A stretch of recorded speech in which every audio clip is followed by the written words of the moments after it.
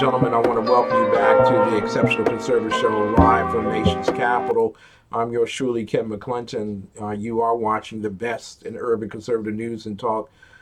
Huge story today out of Washington, D.C. And why does it matter? Because I have a spouse who is a teacher in a D.C. charter school.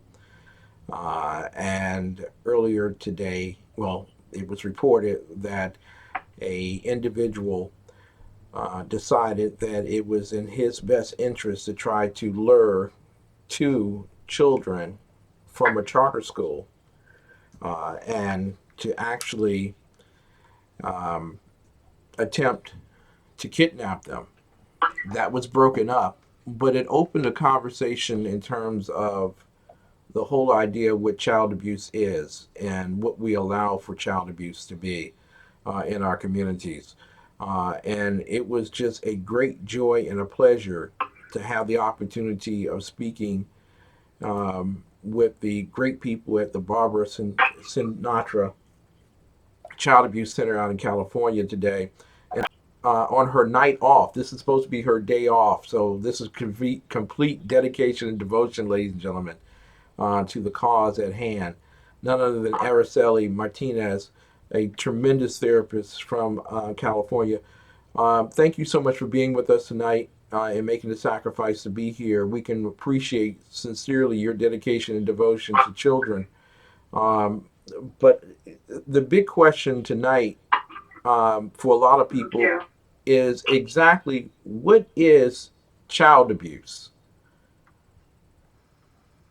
The child abuse can be in different forms. The child meaning minor up to the age of 18 years old. And child abuse can be considered sexual abuse, physical abuse, neglect, emotional abuse, and human trafficking.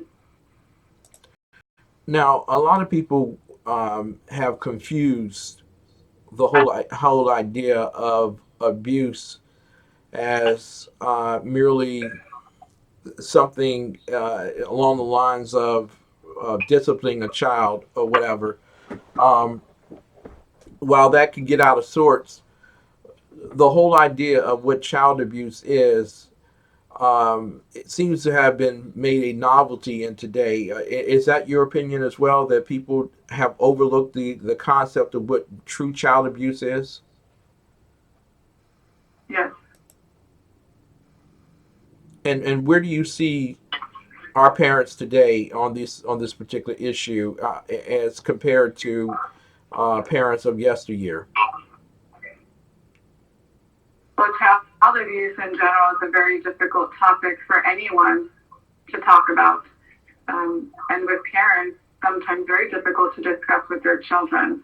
The issue being that oftentimes it's left up to the school, the educators to focus on this topic, and parents trust that schools and educators will address this topic, but oftentimes that's not the case.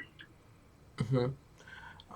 I want to ask you, have we gotten so comfortable with schools being so safe that we don't really take heart that there really is no safe place for our children, per se? They always have to be watched over. Or am I being a bit obnoxious about this? Am I taking it too far tonight?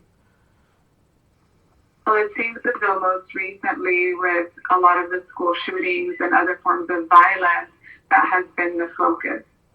But child abuse has existed for many, many generations. This isn't a new issue. This isn't a recent topic. We're talking about very, very, very many existing generations of child abuse, which includes sexual abuse as well. Now, when we say a safe space, a lot of people believe that predators are the guys like that gentleman who comes in off the street and attacks kids, take them to the bathroom, do all kinds of nasty, disorderly things to children.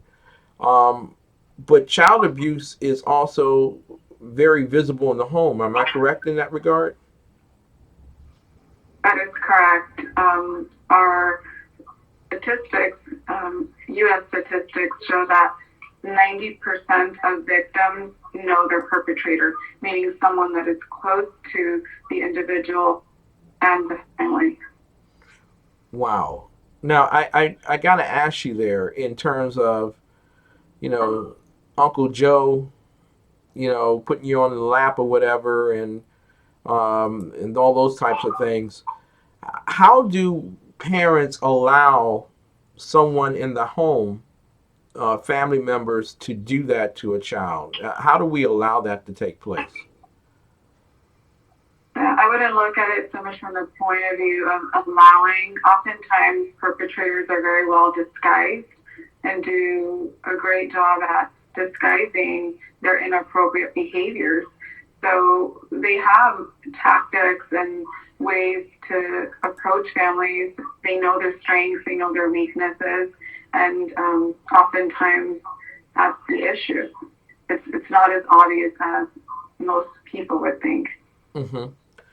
Now, there are some people, when I ask this next question, will be offended because they say that, um, as a single parent, you're really just trying to get out there and date and you want to get to know other people.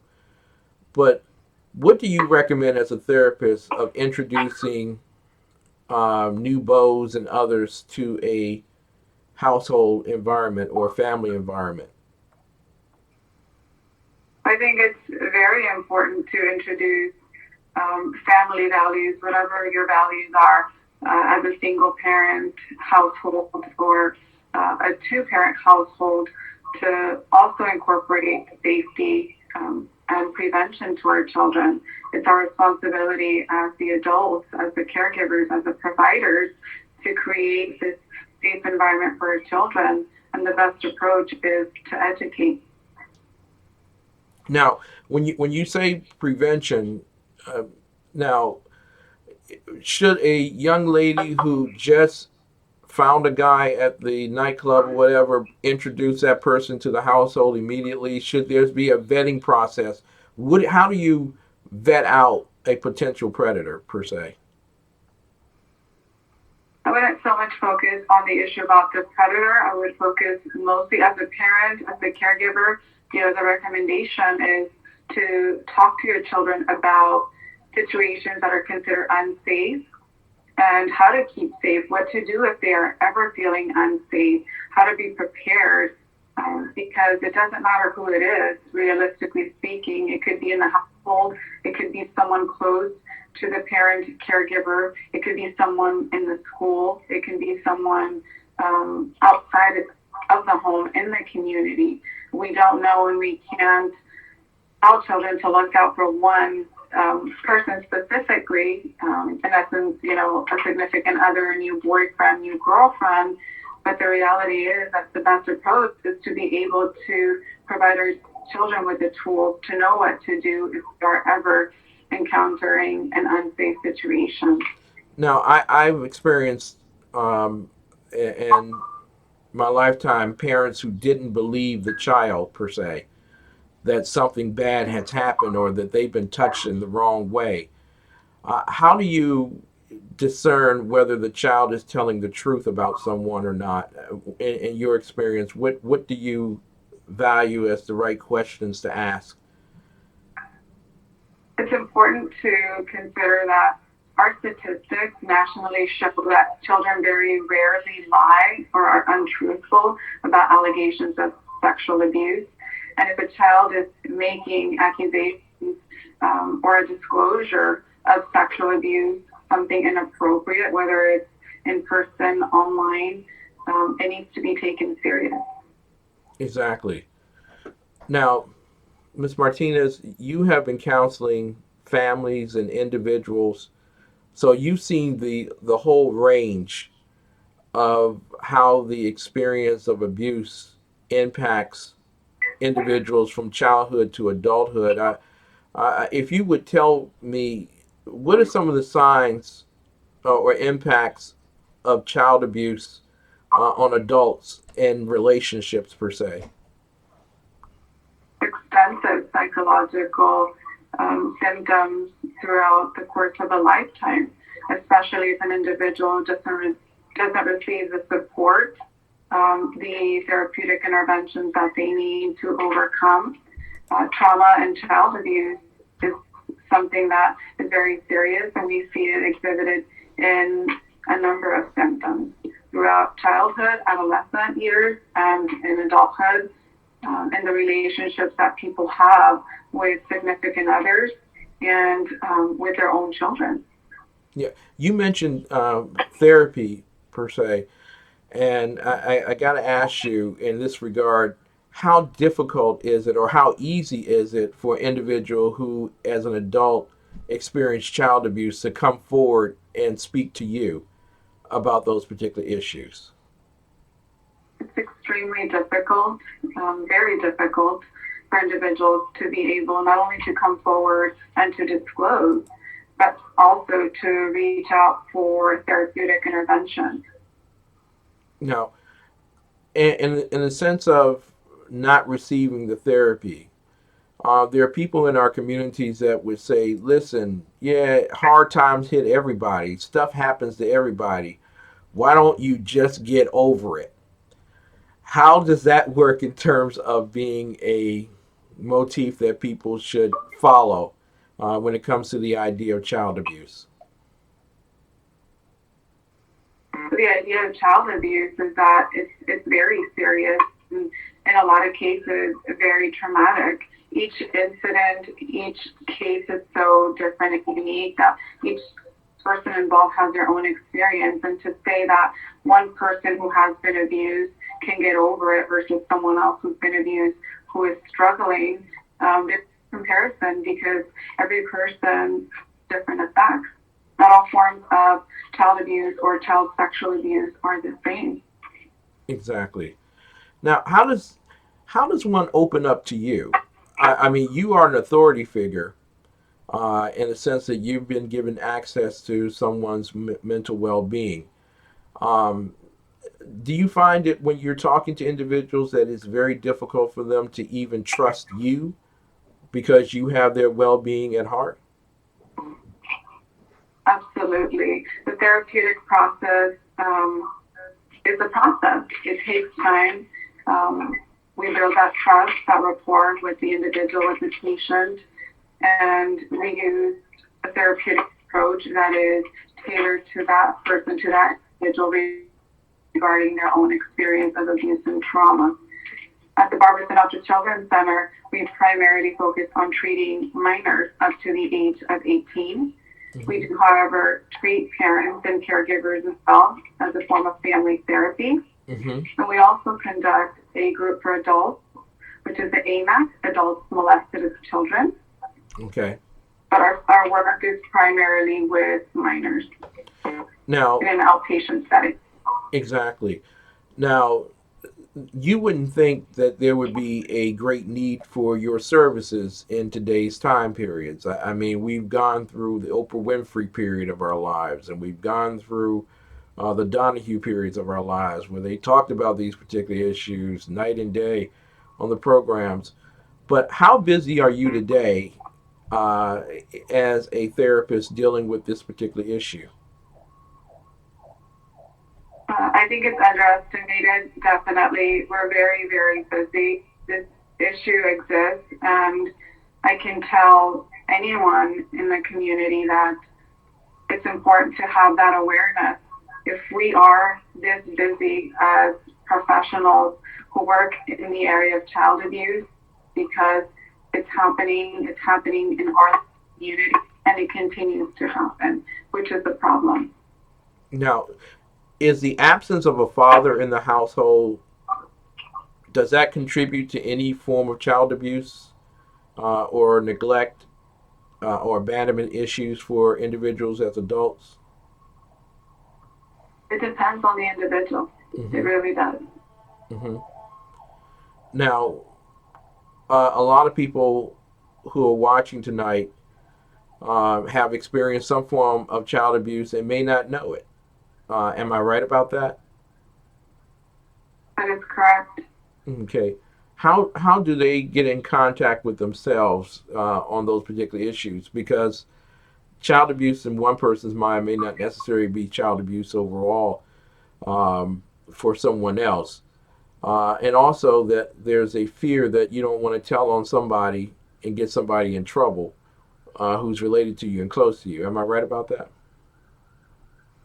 Absolutely. The disclosure process is always very difficult. But aside from the disclosure process, sometimes individuals may not know that their own experience as a child was a form of abuse. Mm. I would say it's important to reach out to a professional to have this discussion.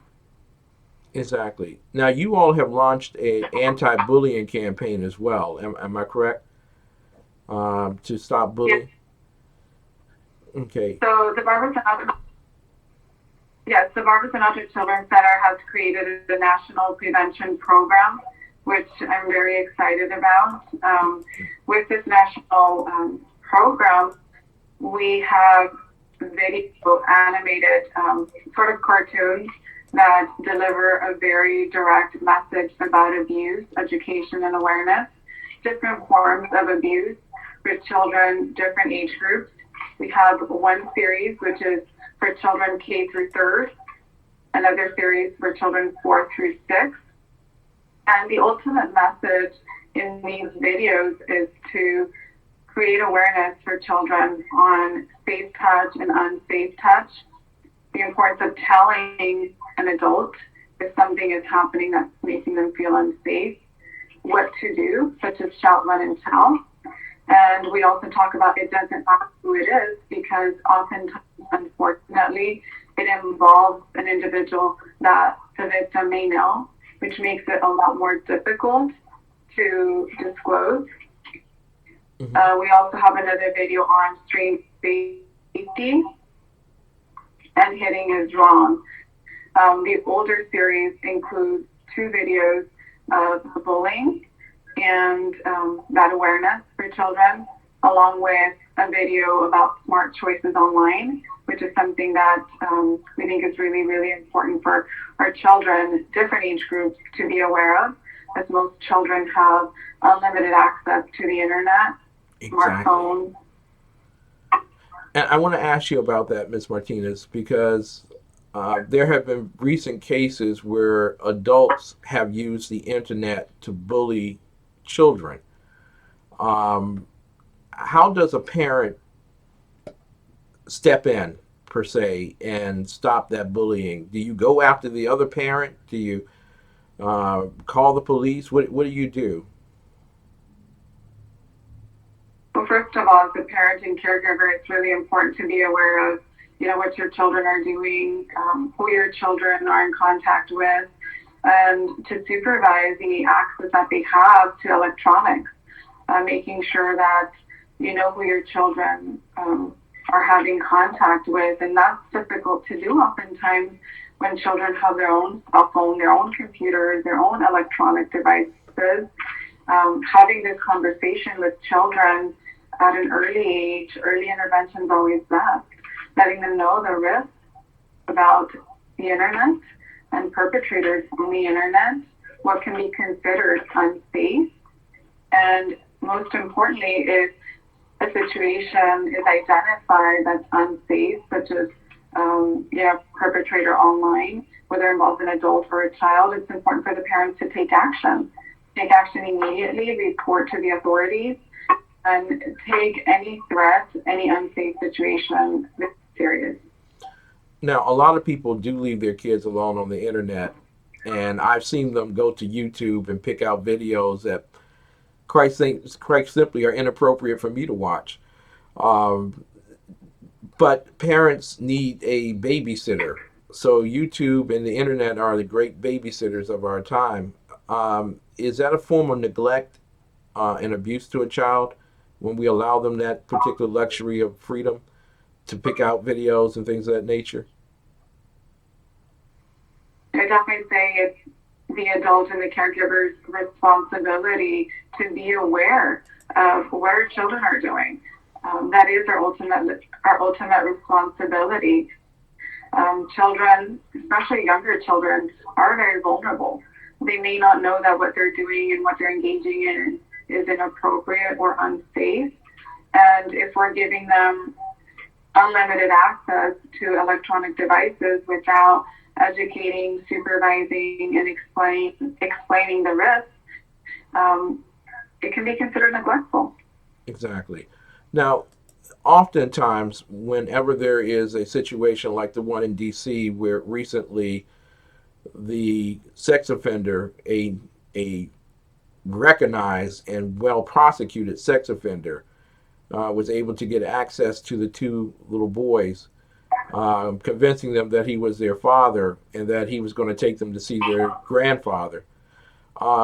You're often called in afterwards to give the children counsel. Would you prefer to go into a school before any of that stuff happens or after it happens as a therapist? Always before. It's prevention, intervention.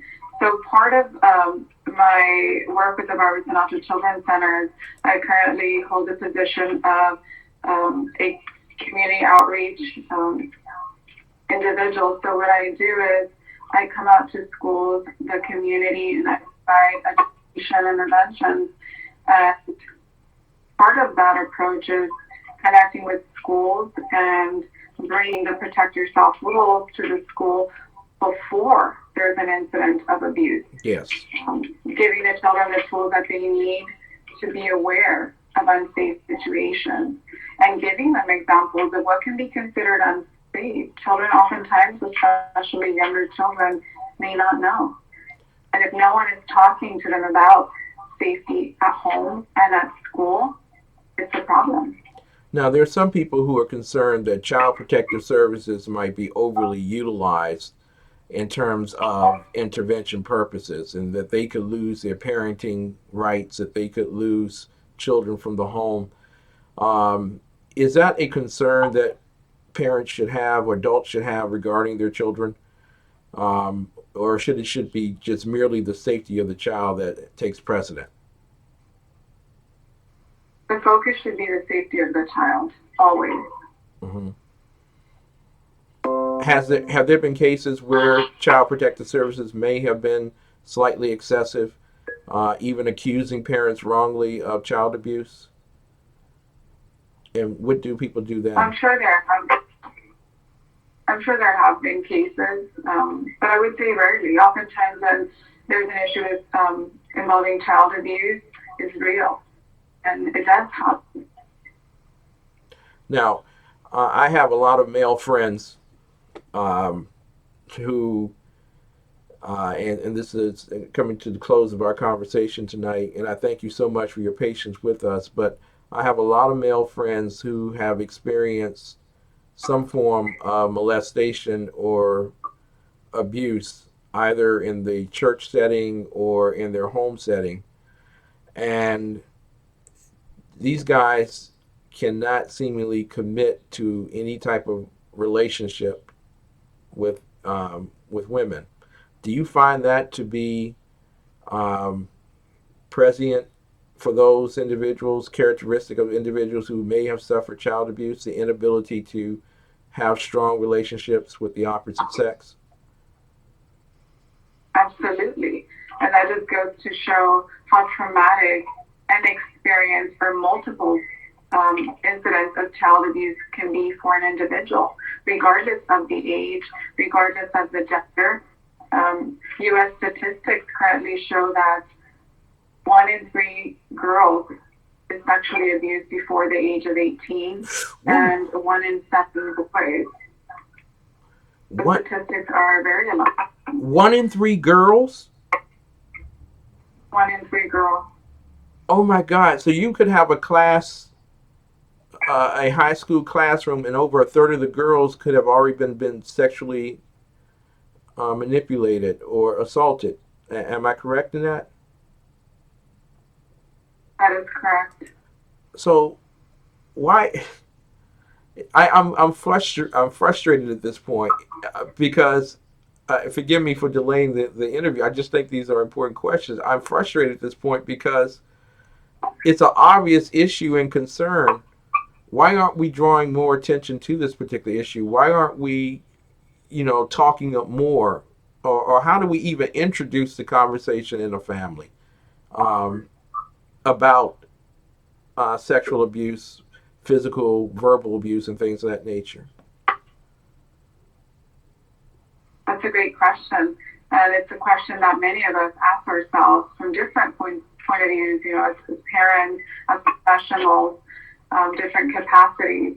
As a professional, I have the platform to be able to educate the community. But as a parent, I also have the responsibility to protect my child. Yes. And just as we protect our children, educate them about different forms of safety, such as, be careful when you cross the street, look out for strangers. Early on, we need to have the conversation about other forms of safety, such as child abuse, and what to do most importantly. Yeah, and the reason I'm frustrated at this point because I don't understand how two little boys who knew their mother could possibly have been convinced comes in and plays a basketball game with them is their father, and they would now see their new grandfather. I don't know how you do that to a child in the first place. So I'm asking kind of sort of what are the characteristics of the offender? And then secondly, how do children get so naive in this process? For young children, I think that has a lot to do with it. I believe in this case, the children were young, very young, and a lot more vulnerable. Mm-hmm. And this is why earlier when I talk about early intervention, I'm talking about children are already attending school. They're verbal. They can articulate. That's the perfect thing to talk to our children about safety, stranger safety. What to do if someone comes, approaches you, and you've never seen them before, you've never met them before. Very, very important to always prepare children to know what to do in different situations, not only sexual abuse, but stranger safety in this case. Yes. Now, I, I go back to that question regarding the sex offender because are there characteristics that should just be like red flags to all of us that this person is not the kind of guy or gal that you want around your kid? I guess I'm looking for a cheat sheet here. I wish I could just say yes. The reality is that, the answer is no. Perpetrators are very well disguised. And this is why sexual abuse cuts across, all generations, different cultures, religion. They're very, very well disguised, and that's what makes child abuse so difficult. Exactly, because no one would suspect. Araceli Martinez is with us tonight from the Barbara Sinatra Children's Center Foundation, and we're talking about the issue of child abuse. No one would suspect a priest or a preacher or a police officer or mom or dad. They just you, and so many of us is like, if we could find a cheat sheet, if we could round these people up and get them off our streets, we would be so much better. But you're just basically telling us that we have to always be observant and watchful over our children. Am I correct in that regard? Absolutely. And I would sum it up with one word: awareness. Being Yes. aware that this is real. We can't point out to our children, the female that looks this way, the male that walks this way, the individual who, drives this vehicle. It should be more of, this is what you need to know about abuse. This is what abuse is. And if anyone ever does something like this is what you need to do. And most importantly, for parents and caregivers to understand that our children learn to trust us as parents based on how we respond to other situations. We want our children to trust us, to be able to come to us with any situation, any question about not only abuse, but any topic. And so it's so important to keep that open communication with our children, regardless of the age. course, most importantly, as they grow through different stages of development, to continue to talk about safety. Exactly. Araceli Martinez, I want to thank you so much for coming on tonight, because while you were talking tonight, you made a breakthrough in a gentleman's life who was in our chat room, who admitted tonight for the first time that the reason why he never had children was because of that one issue of child abuse. I want to thank you so much for being on tonight. How can that young man and others like him, it's not just ladies, I know that you have been sexually abused too.